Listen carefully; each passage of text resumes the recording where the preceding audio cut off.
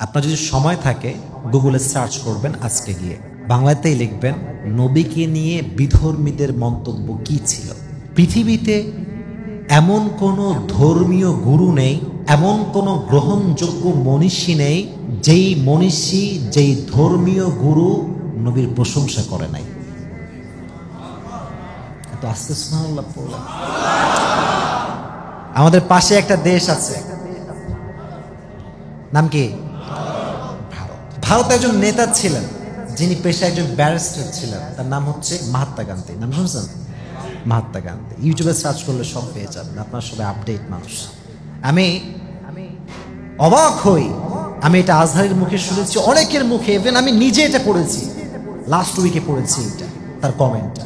সে একজন ইন্ডিয়ার মানুষ, ভারতের মানুষ। সে তার বয়সের শেষ প্রান্তে এসে একটা স্পিচে বলেছিল, मैंने अपनी जिंदगी में बहुत लोगों की जिंदगी पढ़ा है, बायोग्राफी पढ़ा है, लेकिन एक नाम मैं हमेशा सुनता था कि मोहम्मद मोहम्मद मोहम्मद। मुझे ये ख्याल है कि ये शख्स कौन है, जहां भी जाता हूं इसका नाम सुनता हूं, मोहम्मद मोहम्मद। পৃথিবীর যেখানেই যাই না কেন একটা নাম উচ্চারণ বেশি হয়, সেটা হচ্ছে আমার নবীর নাম। সুবহানাল্লাহ পড়েন। तो मुझे ख्याल है कि इसकी जिंदगी मुझे पढ़ना ही होगा। कौन है ये शख्स?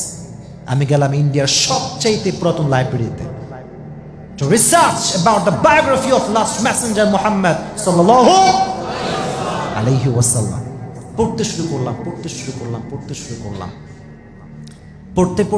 পড়তে ফার্স্ট চ্যাপ্টার শেষ, প্রথম বই শেষ। সেকেন্ডটা কোথায় পাওয়া যায়? মহাত্মা গান্ধী পাগল হয়ে গিয়েছে, কোথায় পাওয়া যাবে নবীর জীবনে?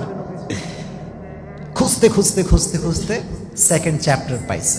পুরো নবীর জীবনী স্ক্যান করার পরে, পড়ার পরে সে কমেন্ট করেছে, এটা ইউটিউবে এখনো আছে, ফেসবুকে আছে, গুগলে স্বর্ণাক্ষরে আজীবন লেখা থাকবে।